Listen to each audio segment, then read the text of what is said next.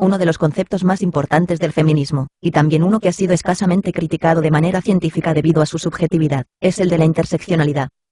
Supuestamente, la importancia de la interseccionalidad está en que su introducción dentro del feminismo habría marcado el inicio de la tercera ola, pero ya habíamos visto en otros vídeos cómo este enfoque estaba ya presente desde el inicio de la teoría feminista, y cómo la división del feminismo en tres olas no se corresponde con ninguna realidad verdaderamente existente, sino que es fruto de una campaña de revisionismo histórico que trataba de popularizar y justificar el movimiento feminista entre la población general. Sin embargo, casi todas las críticas que ha recibido esta idea son bastante superficiales y se refieren únicamente a los aspectos morales de dividir a las personas de acuerdo con los grupos identitarios a los que pertenecen, estableciendo víctimas de primera y de segunda. Creo que esta crítica es necesaria, pero centrando sus argumentos en los aspectos morales de la cuestión, también se pasa por alto su problema central. La teoría de la interseccionalidad está mal construida desde el punto de vista de las matemáticas. De hecho, la interseccionalidad está basada en la teoría de conjuntos. En la lógica matemática, se llama intersección a la operación, que da como resultado el conjunto de todos los elementos comunes entre otros dos conjuntos. Así, por ejemplo, la intersección de las mujeres y las personas homosexuales es el conjunto de todas las mujeres lesbianas. Es decir, todos los miembros que pertenecen a ambos grupos.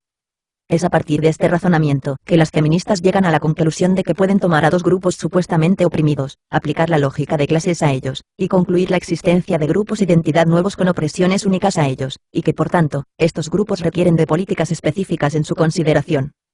Sin embargo, en un sentido puramente matemático, este razonamiento contiene un error, y es que no tiene en cuenta la heredabilidad de las propiedades al hacer la intersección de conjuntos. Esto es, las propias feministas definen los privilegios, o la falta de ellos, como propiedades contingentes, pero la heredabilidad de una propiedad solo queda garantizada en una intersección de conjuntos si esta es una propiedad necesaria, es decir, no contingente, lo que hace que la teoría de la interseccionalidad sea internamente inconsistente consigo misma.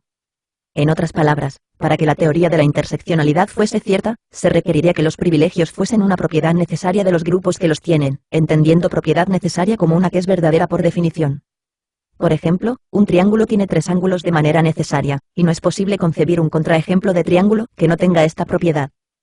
Por ello, el axioma de separación garantiza que cualquier subclase del conjunto de los triángulos deberá tener también tres ángulos. Esto quiere decir que esa propiedad sí que es heredada por la intersección de los triángulos con cualquier otro conjunto, pero no sucede lo mismo con los privilegios y las opresiones. Los privilegios, de acuerdo con las feministas, son propiedades contingentes. Es decir, que son propiedades de los grupos, que no tienen que ver con la definición del propio grupo, y por tanto, aunque existen ahora, podrían dejar de hacerlo. Esto es, que al contrario de lo que sucedía con los triángulos y la propiedad de tener tres ángulos, es posible concebir una mujer que no está oprimida, porque la propiedad de ser mujer no tiene nada que ver con la propiedad de estar oprimida. Y aquí es donde se da la paradoja de la interseccionalidad, ya que ambas interpretaciones no pueden ser ciertas al mismo tiempo. Si los privilegios y las opresiones de cada grupo son propiedades necesarias de estos grupos y el método de la interseccionalidad funciona, entonces la teoría feminista es errónea por asumir que los roles de género son imposiciones culturales contingentes. Pero si los roles de género no son necesarios y pueden ser deconstruidos, entonces el análisis de la interseccionalidad es erróneo, porque la heredabilidad no queda garantizada. En conclusión, las matemáticas vienen a confirmar lo que muchos ya sabían de manera intuitiva, que ni todos los hombres son privilegiados, ni todas las mujeres están oprimidas. Pero creo que podemos ir incluso más allá y utilizar estos principios para refutar el propio concepto de las clases privilegiadas. De acuerdo con este vídeo, que fue el que inspiró mi respuesta en primer lugar, un privilegio se define como una ventaja que es, al mismo tiempo, positiva, inmerecida e invisible para quienes la poseen. La primera de estas características, la de ser una propiedad necesariamente ventajosa, podemos rechazarla con lo que hemos comentado hasta ahora.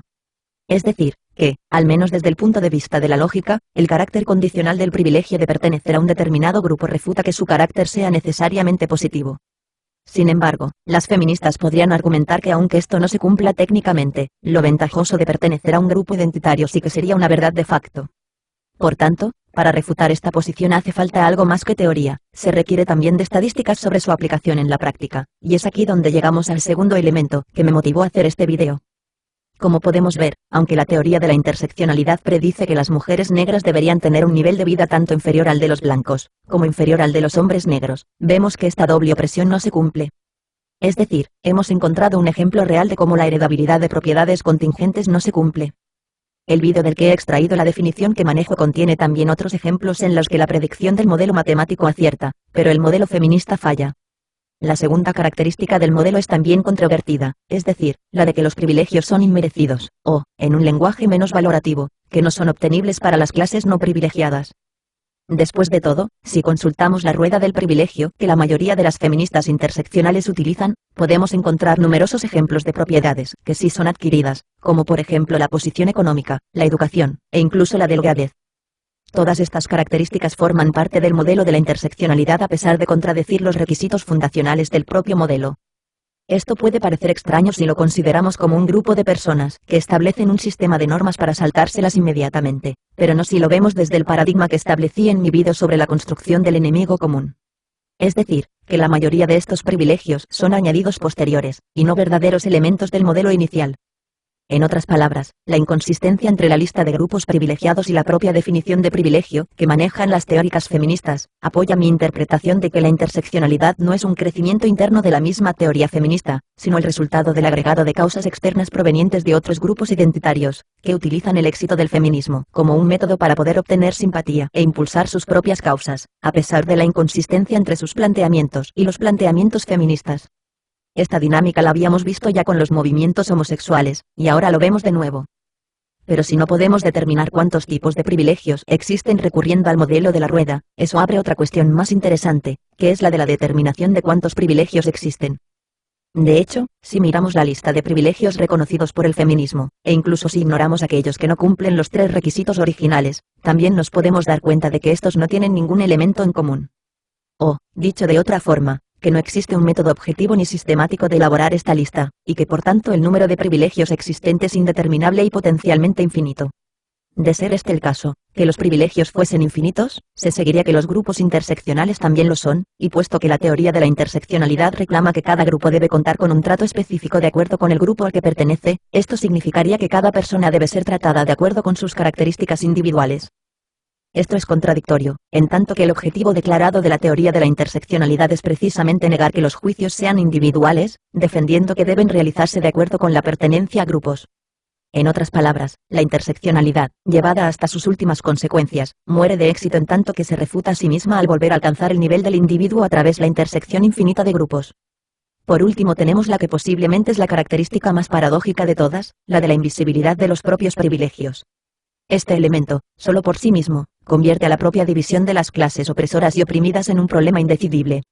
De acuerdo con la teoría matemática, la indecidibilidad es la propiedad de un problema de no ser resoluble mediante un algoritmo, o lo que es lo mismo, de no poderse demostrar o refutar a partir de un razonamiento válido. Y teniendo en cuenta que la indecidibilidad es el criterio fundamental para distinguir ciencia de pseudociencia, podemos determinar que la invisibilidad de los privilegios convierte a la interseccionalidad en una hipótesis inherentemente pseudocientífica.